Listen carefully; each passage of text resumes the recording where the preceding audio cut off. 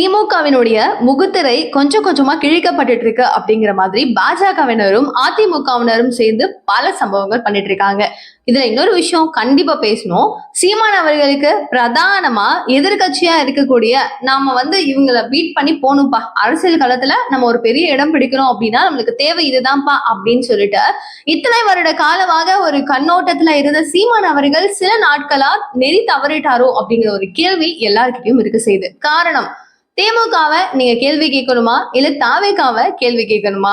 வழி மாறிட்டு இருக்கீங்க பிரதர், பாருங்க அப்படின்னு சொல்லி நிறைய பேர் அட்வைஸ் கொடுத்துட்டு இருக்காங்க. அவர் என்ன வேலைகள்லாம் பண்ணிட்டு இருக்காரு அப்படிங்கறதையும் சேர்த்து தெளிவா பேசுவோம். திமுகவின் விடியல் எங்கே அப்படின்னு சொல்லிட்டு அன்புமணி அவர்களும் கேள்வி கேட்டிருக்காரு. மொத்தமா சூடு பிடிக்க செம்ம விஷயங்கள் இருக்கு.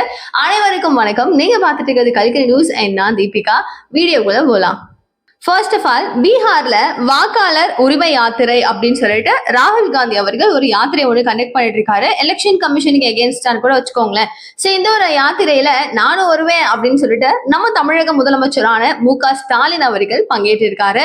போனது மட்டும் இல்லாம நிறைய ட்ரோல் மெட்டீரியலான சம்பவங்களும் செய்து அது இணையதளத்துல எந்த அளவு வைரல் ஆகுது அப்படிங்கறத நம்ம பேசியிருந்தோம். பட் விஷயம் அது கிடையாது. அங்க போனதுக்கு அப்புறம் நிறைய பாசிட்டிவான விஷயங்கள் மாதிரி பீகார்ல நீங்க தான் மக்கள், நம்ம யாருமே ஓட்டு போடக்கூடாது, நம்மளுக்கு பாஜக முற்றிலும் முதல் எதிரியா இருப்பாங்க அப்படிங்கிற மாதிரி நிறைய விஷயங்களை பேசுறாரு. இது என்ன தீபிகா, அவர் தமிழ்ல பேசினாருன்னா புரிஞ்சிருமா என்ன அப்படின்னு கேட்டீங்கன்னா, தமிழ்ல இவர் பேச டிரான்ஸ்லேட்டரா ஹிந்தியில வேற ஒருத்தர் பேச தெள்ள தெளிவா சொல்ல வேண்டிய விஷயங்களை புரியும் வகையில சொல்லியிருக்காங்க. ஆனா இந்த ஒரு விஷயம் எப்படி ஆகுது அப்படின்னு பாத்தீங்கன்னா, இல்ல இதே மாதிரி ஒரு டிரான்ஸ்லேட்டர் கேப்ஷன் போட்டே நிறைய வீடியோஸ் திமுகவினரோட இப்ப பகிரப்பட்டு இருக்கு. என்னென்ன வீடியோஸ் அப்படின்னா, பீகார்ல இருந்து இங்க பானிபூரி விற்கிறதுக்காக வருவீங்களா, எங்களோட பாத்ரூமை கழுவுறீங்க, அப்படி பண்றீங்க இப்படி பண்றீங்க, வேலை பார்க்கறதுக்காக நீங்க வந்திருக்கீங்க அப்படின்னு சொல்லிட்டு திமுகவினரே அந்த பீகாரினரை அவமரியாதையா பேசின நிறைய விஷயங்களை எடுத்து அப்படியே ஒரு தொகுப்பா பாஜகவினரும் அதிமுகவினரும் எடுத்து இங்க பாருங்க, உங்க ஊர்ல உங்களை பெருமையா பேசிட்டு எங்க ஊர்ல உங்க எல்லாம் எப்படி கழுவி ஊத்திட்டு இருக்காங்கன்னு பாருங்க அப்படிங்கிற மாதிரி தெளிவா இந்த வீடியோஸ் எல்லாத்தையும் வைரல் பண்ணிட்டு இருக்காங்க. சோ இது பாத்தீங்கன்னா திமுகவுக்கு ஒரு பெரிய அடி அப்படின்னு தான் சொல்லணும். நம்ம அங்க போயிட்டு வாய்க்கிலேயே இவ்வளோ விஷயங்கள் பேசினதுக்கு அப்புறம் பீகாரினரை இவ்வளோ அளவு பண்ணிருக்கோமே, இது அவங்களுக்கு உண்மையாவே தெரிஞ்சிருச்சுன்னா அடுத்த வாட்டி அங்க போனா நம்மளுக்கு ராஜமரியாதை கிடைக்குமா அப்படிங்கிற சந்தேகத்துல திமுகவினர் இருக்க செய்யறாங்க. அடுத்த கட்டமா தமிழக வெற்றி கழகம் நடத்தின அந்த ஒரு மாநாடினுடைய மவுஸ் இன்னைய வரைக்கும் குறைஞ்சிருச்சா அப்படின்னு கேட்டீங்கன்னா கண்டிப்பா இல்லவே இல்லை அப்படிங்கிறது உண்மையான ஒரு விஷயம். என்னன்னா, அன்றிலிருந்து இன்று வரை அதை பத்தின ஒரு டாபிக் ஒரு வீடியோல கூட நம்ம கவர் பண்ணாம விட்டதே கிடையாது.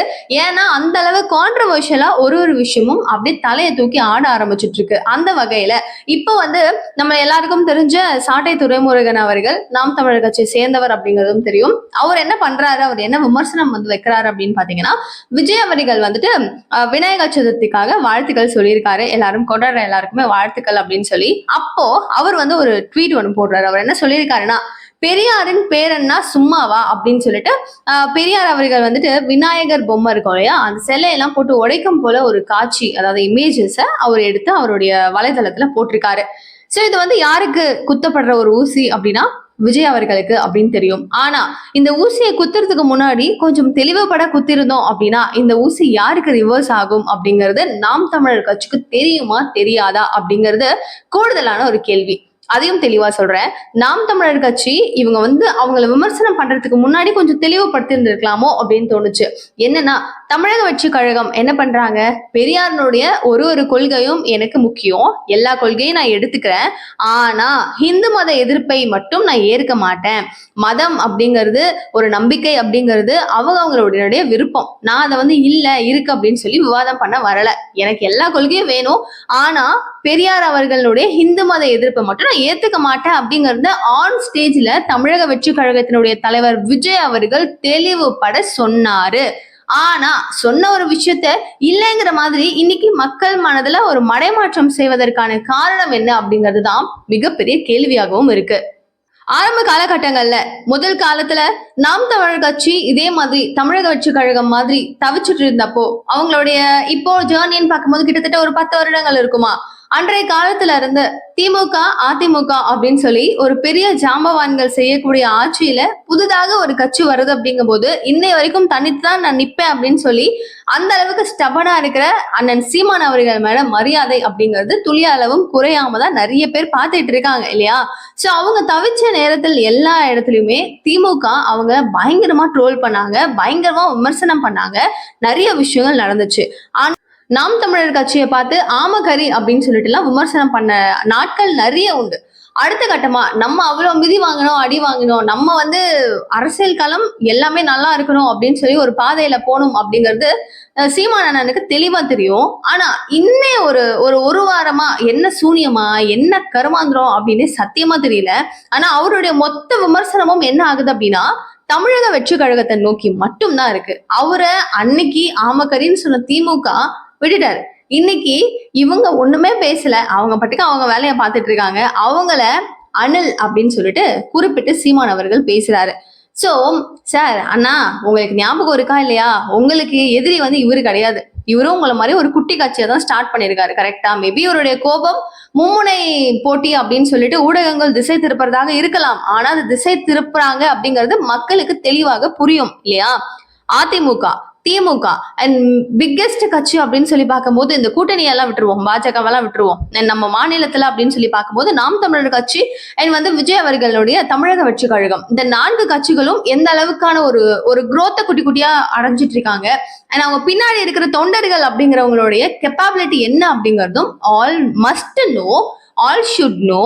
ஸோ நீங்க பாதர் பண்ண வேண்டிய அவசியம் கிடையாது இல்லையா?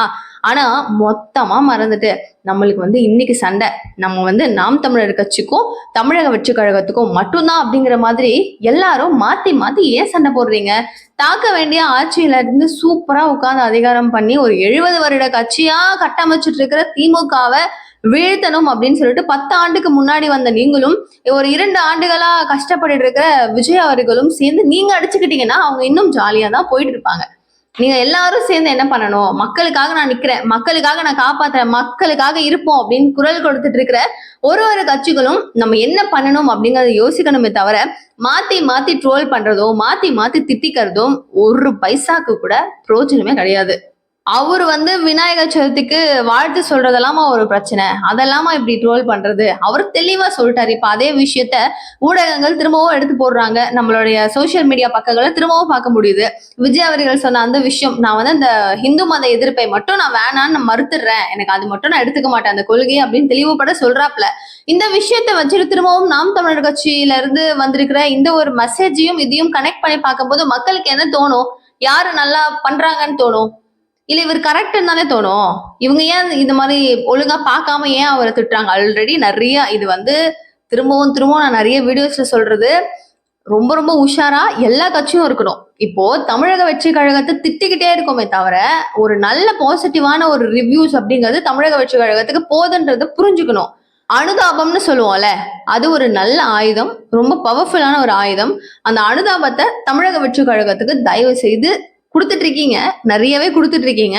நீங்க சண்டை தான் நாங்க போடுவோம் அப்படின்னு சொன்னீங்கன்னா அவங்களுடைய வளர்ச்சிகள் அப்படிங்கிறது சூப்பரா போய்கிட்டு தான் இருக்கும். நீங்க பாட்டுக்கு கம்முன்னு உட்காந்து இருக்க வேண்டியதான், அவங்களுடைய வளர்ச்சி போய்கிட்டு தான் இருக்கும். அதை உஷாரா என்ன நடக்குது, நம்மளுக்கு பின்னாடி என்ன நடக்குது அப்படிங்கறத தெளிவுபட புரிந்து கொள்ள வேண்டும். அது மட்டும் இல்லாம அவருடைய மாநாட கம்பேரிட்டிவ்ல வச்சு பிப்ரவரி ஐ திங்க் 7th அன்னைக்கு வந்து ஒரு பெரிய மாநாடு வந்து நான் கூட்டு போறேன், அன்னைக்கு பாப்போம் உனக்கு வந்த கூட்டம் அதிகமா எனக்கு வந்த கூட்டம் அதிகமா, யாரு எப்படி வந்து அதுல மரியாதையா டீசெண்டா வந்துட்டு போறாங்கன்னு பாப்போமா அப்படிங்கிற அளவுக்கு சீமான் அண்ணனை யாரோ டென்ஷன் பண்ணி விட்டுருக்காங்கப்பா அப்படிங்கிற மாதிரிதான் அவருடைய ஒரு நடவடிக்கை அண்ட் பேச்சுகளும் இருக்கு. அடுத்த கட்டமா அன்புமணி ராமதாஸ் அவர்களை பத்தி ஒரு விஷயம் சொல்லணும். அவர் வந்து ஒரு கையில வந்து ஒரு நோட்டோட ஒரு வாக்குறுதிகளுடைய ஒரு அட்டை மாதிரி எடுத்துக்கிட்டு வராப்ல. அவர் வந்து கேட்கிற ஒரு கேள்வி, விடியல் எங்கே அப்படின்னு சொல்லிட்டு. என்ன தீபிகா விடியல் எங்கேனா அப்படின்னு கேட்டீங்கன்னா, எங்க அது எங்க அப்படிங்கிறது தான் அந்த மனுஷன் கேட்கிறாரு. நிறைவேற்றப்படாத திமுகவினுடைய வாக்குறுதிகள் அப்படின்னு சொல்லிட்டு இதெல்லாம் நிறைவேற்றப்படலை அப்படிங்கிறதுனுடைய மொத்த தொகுப்பா மொத்த அணிவகுப்பா கொண்டு ஒரு புக் ஒன்று ரெடி பண்ணியிருக்காரு. அதை எடுத்துட்டு வந்து லான்ச் பண்றாரு. பாருங்க, இதெல்லாம் வந்து திமுகவினுடைய நிறைவேற்றப்படாத வாக்குறுதிகள். ஸோ இதுக்குதான் நான் வந்து இந்த பேரை வச்சிருக்கேன் அப்படின்னு சொல்லி விடியல் எங்கே அப்படிங்கிறத வச்சு அதை வந்து கொடுத்துட்டு இருக்காப்ல. ஸோ இது வந்து ஒன் டைப் ஆஃப் திமுகவை இப்போ அதிமுக இந்த வாக்குறுதி கொடுத்திருக்காங்க, அந்த வாக்குறுதி கொடுத்திருக்காங்க, அவங்க செய்யல அப்படின்னு வாய்ப்பட பேசுற விஷயத்த புக்ல அடிச்சு கொண்டு வந்திருக்காப்ல. அவங்களுடைய தேர்தல் ஸ்ட்ராட்டஜி என்னென்ன பண்றாங்க அப்படிங்கறத பார்ப்போம். நிறைய விஷயங்கள் களத்துல நடக்குது. நம்ம டே டு டே நடக்கிற விஷயங்களும் அப்டேட் பண்ணிட்டு இருக்கோம். நிறைய விஷயங்கள் நீங்க தெரிஞ்சுக்கணும் அப்படின்னு நினைச்சீங்கன்னா ப்ளீஸ் சப்ஸ்கிரைப் பண்ணுங்க. நிறைய பேர் பாக்குறீங்க, பட் சப்ஸ்கிரைப் பண்ணாம பாக்குறீங்க. சப்ஸ்கிரைப் பண்ணி சப்போர்ட் பண்ணுங்க நிகழ்கால நிகழ்வுகளை தெரிஞ்சுக்கிறதுக்கு. Thank you so much for watching this video. Bye.